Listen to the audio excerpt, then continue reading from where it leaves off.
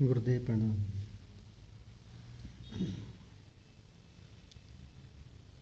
बहुत दिनों से आपके दर्शन करने की अभिलाषा थी दास के मन में। आज परम सौभाग्य है कि आपके दर्शन हुए। गुरुदेव कृपा करके अपने बारे में अपना परिचय दें और अपने जीवन से आम युवा वर्ग के लिए एक संदेश दें। सतीश जी, मैं अपने शब्दों में ही आपको कुछ बताने वाला हूँ। जीवन की बात तो अलग रही। ये मनुष्य शरीर और वास्तविकता में हमारा ये मनुष्य जन्म परमात्मा की हमारे लिए सबसे बड़ी देन है। जी जी। इससे बढ़कर के उपहार हमारे पास कोई नहीं। अब देखना है कि इस उपहार का हम कैसे प्रयोग करते हैं। जी जी क्या हम इस उपहार को ठीक से रख पाते हैं? मुख्य बात तो है जी जिस प्रयोजन के लिए हमें मिला, क्या इसका प्रयोग उसी प्रयोजन के लिए कर पाते हैं? मुख्य बात यह है। जी प्राय देखने में आता है कि इस जीवन को हम समझ नहीं पाते और समय निकल जाता है। इस मनुष्य शरीर में परमात्मा बसता है। परमात्मा तो कण कण में व्याप्त है, लेकिन उसकी अभिव्यक्ति एक पशु को क्या हो सकती है, जी जी परंतु मनुष्य को उसकी सर्वाधिक अभिव्यक्ति होती है। जी मनुष्य समझता है, जैसे भगवान कृष्ण ने कहा है कि सर्वभूतस्थात्मानं सर्वभूतानि चात्मनि ईक्षते योगात्मा सर्वत्र समदर्शिना। तो इससे बढ़ के मंदिर कोई नहीं है। परमात्मा ने ये मंदिर निर्मित किया, स्वयं निर्मित किया, और इस मंदिर में स्वयं प्रवेश करके इसके अधिष्ठाता स्थापित हो गए।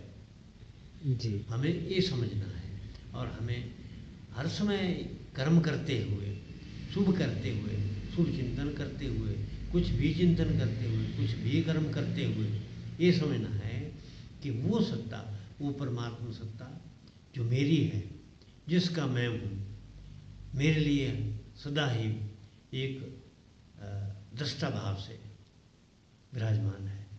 हम कभी अपने को अकेला न रख पाएँ, हम अपने को कभी अकेला ना समझें, और उसकी ओमनी प्रेजेंस का हमें सदा आभास रहे। बहुत ही उत्तम बात कही आपने गुरुदेव। हमारे संत महात्मा,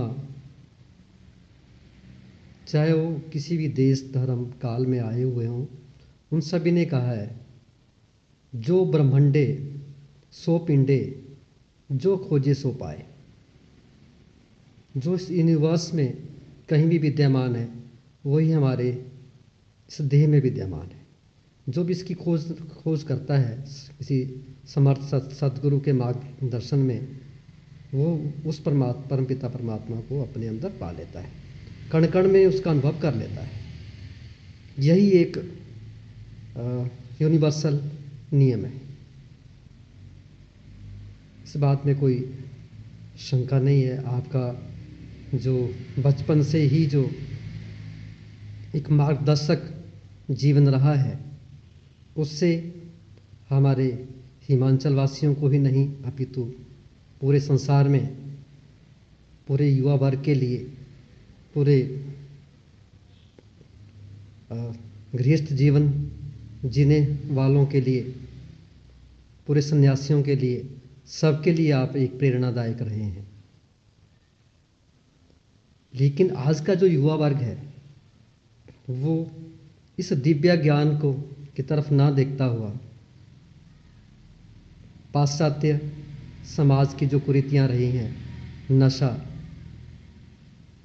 और जितने भी प्रकार के जो दुष्कर्म हैं, उनकी तरफ अग्रसर होता जा रहा है। इस संदर्भ में आप पूरे युवा वर्ग के लिए क्या बहुमूल्य सुझाव देना चाहेंगे, ताकि वो इन कुरीतियों से दूर रहे और अपना जीवन सफल बनाए? वो किस तरह से चले, कौन सा मार्ग अपनाए, परमात्मा को कैसे कैसे कैसे अपने अंदर महसूस करे, बाहर महसूस करे, सबके अंदर महसूस करे, और ये संसार जो है एक अमृतमय धाम बने, अमृतमय आनंदमय मधुरमय संसार बने। ऐसा लगे कि ये धरा ही स्वर्ग है, ऐसा लगे कि परमात्मा ही इस धरा पर हैं, अभी भी हैं, सबको महसूस हो। वो किस तरह से अपनी दैनिकचर्या स्थापित करे एक युवा वर्ग, एक हर एक इंसान, चाहे स्त्री है, पुरुष है, बच्चे हैं, जो भी हैं, उसके लिए आप क्या संदेश देना चाहेंगे? सतीश जी, आज के युग में एक बहुत बड़ी समस्या है, हमारा युवा वर्ग कहाँ जा रहा है। जी जी। हमारा आज का युवा, आज का बच्चा कल का युवा होगा, और कल का युवा जो है इस देश को संभाल लेगा। जी जी। वो राष्ट्र का नेतृत्व करेगा, जी राष्ट्र को आगे ले जाएगा। जी परंतु हमें कुछ तथ्यों को स्वीकार भी करना है। वो जी तथ्य क्या है? आज हम कलयुग में जी रहे हैं। जी युग प्रभाव तो होगा ही, जी इसको टाला नहीं जा सकता। लेकिन समय समय पर परमात्मा ने ऐसी कृपा की है कि समाज सुधारकों को, प्रचारकों को, भगवत प्रेमियों को इस धरती पर भेजा है। जी जी और हमारे शास्त्र के लिए तो हम सर्वदा ही ऋणी हैं, जहाँ ये उद्घोष किया गया अहम ब्रह्मास्मि का, जी और ये कहा गया कि परमात्मा सर्वत्र विद्यमान है। जी जी परमात्मा मेरा है, परमात्मा का मैं हूँ। जी जी मुख्य बात आती है, जैसे मैंने पहले कहा कि मन मंदिर है। जी मंदिर में हम चढ़ाते क्या है? जी मंदिर, उस मंदिर में जो हम सुबह शाम तक अर्पण कर रहे हैं, जी वहाँ आहुति किस चीज़ की दी जा रही है? जी क्या वो सात्विक है, क्या वो राजसिक है, क्या वो तामसिक है? जी राजसिक तामसिक का तो प्रश्न पैदा नहीं होता। इसकी आहुति, उस देव की आहुति सदा सर्वदा सात्विक की अपेक्षा करती है। जितनी सात्विकता होगी उतना हमारा जीवन सात्विक होगा। आपने प्रश्न उठाया आज के युवा वर्ग का। जी देखिए, हमें किसी भी स्थिति परिस्थिति में निराश नहीं होना है। अपने कर्तव्यों का निर्वहन करना है, अपने आप ठीक रखते हुए जी समाज में आगे बढ़ना है। जी जी समाज हमें स्वीकृत करे, समाज हमें स्वीकृत ना करे, हम अपनी बात समय अनुकूल समाज के आगे रखें। जी आज व्यक्ति का भोजन बहुत गलत हो गया, जी भजन रहा नहीं, जी और भोजन विकृत हो गया। जी भोजन विकृत होने का एक सबसे बड़ा कारण है हमारी पारिवारिक परिस्थितियाँ।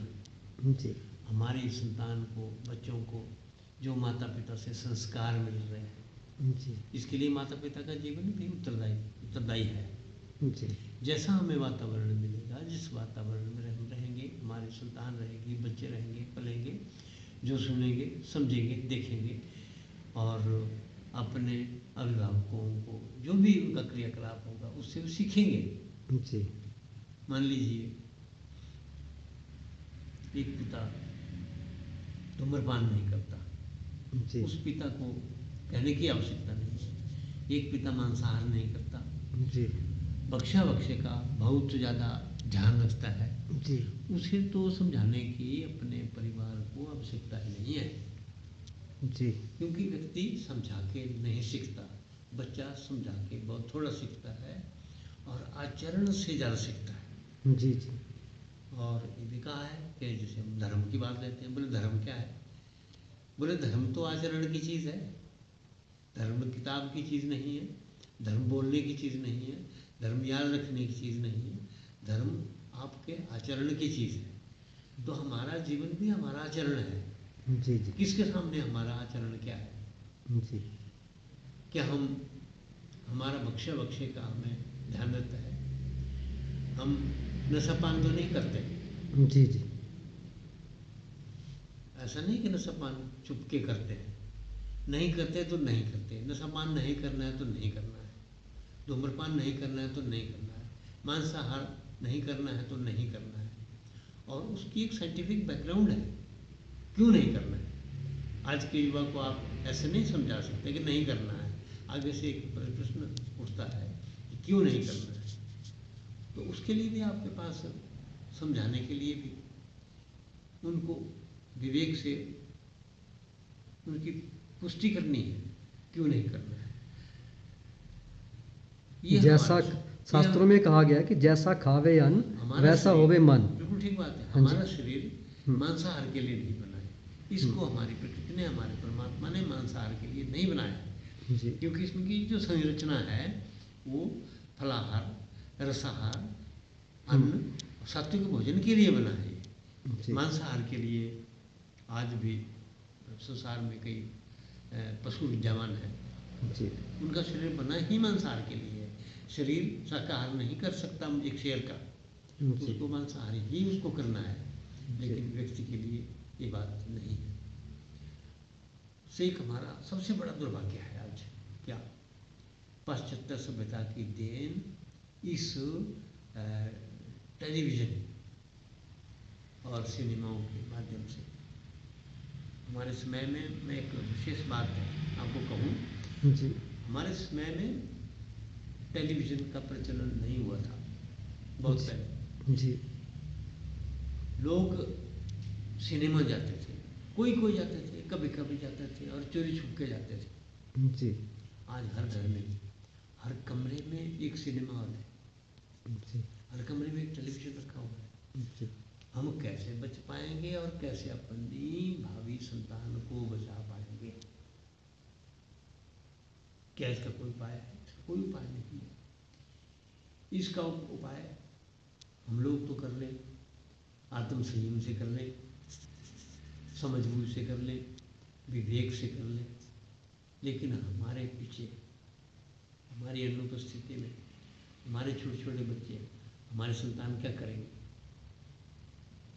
उनको तो कुछ ना कुछ चाहिए मनोरंजन के लिए, और मनोरंजन के लिए विवेकपूर्ण उसमें मैटर है, विवेकपूर्ण सामग्री आती है, अच्छे अच्छे संतों के प्रवचन आते हैं, अच्छी अच्छी कथाएँ आती हैं, लेकिन उसके साथ मिर्च मसाले बहुत हैं, एड्स बहुत हैं, वो बच्चों को बर्बाद करने वाली है। तो इससे तो भगवान ही रक्षा करे। और फिर भी हमारा प्रयत्न है, हम निराश न हों, फिर भी यथासंभव अपने मनोवचन कर्म से, अपनी वाणी से, और सबसे बड़ी बात है अपने व्यवहार से अपनी संतान को थोड़ा उनको ठीक रखें, उनको ठीक समझाएं और उनको बिगड़ने ना दें। जी जी प्रयास मात्र हो सकता है, जी जी लेकिन हम कहें कि सब कुछ हम कर पाएँ तो वो शायद कठिन है। जी जी आपका बहुत बहुत धन्यवाद। आप जी ने पूरे संसार के युवा वर्ग के लिए एक नया संदेश दिया। एक गृहस्थ जीवन के लिए, गृहस्थ जीवन के जो माता पिता हैं जिन पर जिम्मेदारी है अपने बच्चों के प्रति, उन्हें किस तरह से अपनी जीवन शैली व्यतीत करें ताकि बच्चों पर अधिक से अधिक उनके चरित्र का प्रभाव पड़ सके। एक बात इसमें बहुत महत्वपूर्ण है जो मैं आपको बताना चाहूँगा। जी जी इसमें योग सबसे बड़ा सहायक सिद्ध होता है। जी जी बच्चे को, बूढ़े को, किसी आयु वर्ग के लोग, जी जी योग में अथाह शक्ति है। जी जैसे कहा गया उसमें तो सारा ही कुछ सन्निहित कर दिया गया। योगस्थ गुरु कर्माणि संगम त्यक्त्वा धनंजय सिद्धि सिद्धि समत्वम, सिद्धि सिद्धि समभूत्वा समत्वम योग उच्यते। जी अब योग क्या है? जी योग बड़ा विस्तृत विषय है। जी अगर व्यक्ति जी योग जैसे आसन, प्राणायाम जी और योग के आठवें अंग यम नियम आसन, प्राणायाम, प्रत्याहार, धारणा, ध्यान, समाधि, अगर व्यक्ति रोज आधा घंटा निकाल करके जी जी सुबह उठ करके कुछ जी प्राणायाम कर ले जी और कुछ उसमें छोटे आसन कर ले जी और थोड़ा भ्रमण कर ले, जी हर व्यक्ति, यानी 1 घंटे में सब कुछ संपन्न हो सकता है, पर उसको निष्ठा से चलना पड़ेगा। और क्या चीज़ संभव नहीं है? जो चीज़ नहीं हो सकती वो चीज़ योग से साध्य मानी गई है, लेकिन करना व्यक्ति को स्वयं ही है और हम सबको करना है, एक एक को करना है, ये एक एक की जिम्मेदारी है। ऐसा नहीं कोई दूसरा करे और मुझे इसका लाभ हो जाए, वो तो संभव नहीं। जी जी और क्योंकि स्वस्थ शरीर रहेगा तभी स्वस्थ मन है, स्वस्थ मन है और स्वस्थ आत्मा उस पर निवास कर पाएगी। और दुनिया के जो हमारे प्रपंच और परमार्थ दोनों कार्य में हम लोग सिद्ध उसको कर हाँ, पाएंगे। दोनों करने पड़ेंगे। मतलब और रही फिर योग की बात, हाँ जी। योग के लिए गाइडेंस, योग जी के लिए दिशा निर्देश, जी योग के लिए मार्गदर्शन आज समाज में उपलब्ध है। जी जी एक मुश्किल होती है कि विद्या मिलेगी कहाँ, हाँ आज जी। इसकी कमी नहीं है, सिर्फ कमी किसकी है, एक जिज्ञासु भाव की कमी है हाँ जी। कि मुझे जानना है, मुझे सीखना है, मुझे करना है। इस संदर्भ में आज के इस दौर में बाबा रामदेव जी का बहुत बड़ा योगदान रहा है। तो वो बहुत ही अच्छे तरीके से सबको घर घर में योग टीवी के माध्यम से उनका आ रहा है। जगह जगह मंदिरों में या जो उन्होंने अपनी कमेटियां बनाई हैं, जगह जगह ज़िला में, गाँव में योग की जो क्लासेस लगा रहे हैं, उससे भी हमें सबको बहुत लाभ मिल रहा है। और यहाँ अपने मंडी में, हिमाचल में जो आप कार्यभार देख रहे हैं, उससे हमें सबको बहुत ही लाभ मिल रहा है। तो इस संदर्भ में आप हमारे हिमाचल वासियों को खासकर क्या संदेश देना चाहेंगी योग के बारे में? प्लीज़ कृपया हमें अपना बहुमूल्य समय 2 मिनट में प्लीज़ अपनी ये बात मुझे कहें। सौभाग्य प्राप्त हुआ कि मैं बाबा रामदेव जी से सन 2005 में जुड़ सका। जी जी वैसे अध्यात्म और योग तो मेरे जीवन के काफ़ी साल पहले से, बचपन से अंग रहे हैं। मैं इसका विद्यार्थी रहा हूँ और हूँ। जी 2005 से नियमित रूप से बाबा रामदेव जी से जुड़ा। जी बाबा रामदेव जी के बारे में तो क्या कहा जा सकता है। उनका व्यक्तित्व बहुत विशाल है। जी जी उनके मन में कुछ पीड़ाएं हैं, जी उनके मन में देश प्रेम है, उनके मन में देश हित है, और वे राष्ट्र को, राष्ट्र के एक एक बच्चे को स्वस्थ देखना चाहते हैं, जी जी तन से, मन से और धन से। जी जी बाबा रामदेव जी ने एक अपना इतना बढ़िया नेटवर्क जी सारे देश को दिया और जी। संसार के कई देशों में भी दिया। जी जी हिमाचल में हर जिले में योग समितियां हैं। उन जी समितियों का काम है जी हर जिले की हर वर्ग को योग के प्रति जागरूक करना, और उसी प्रकार उसका कार्यभार चला जाता है राज्य में। मुझे सौभाग्य प्राप्त हुआ कि मैं इस जिले का जिला प्रभारी रहा, जी 3 जिलों का संगठन प्रभारी रहा, और पूरे हिमाचल का राज्य प्रभारी भी रहा। और जी। मैं राज्य का संरक्षक हूँ। राज्य प्रभार अब मैंने छोड़ रखा है। जी तो इन अनेकों क्षेत्रों में काम करने का बड़ा एक अच्छा अनुभव रहा। अच्छे लोगों से परिचय हुआ और मैं बाबा रामदेव जी को नज़दीक से जान सका। जी तो उनका जीवन तो एक बहुत ही एक सौभाग्यशाली और उत्थित व्यक्तित्व के व्यक्ति हैं। उनकी समाज को बहुत बड़ी देन है। समाज आज जितना चाहे उनको समझे ना समझे, आने वाले समय में और वर्षों तक भुला नहीं पाएगा। जी जी ऐसा मेरा अपना अनुभव है, मेरा अपना मानना है। बाकी समय के गर्भ में क्या छुपा है, इस समय बताएं। जी जी तो आपका बहुत बहुत धन्यवाद। आपने अपना बहुमूल्य समय हमें दिया। बहुत बहुत अनंत कोटि धन्यवाद।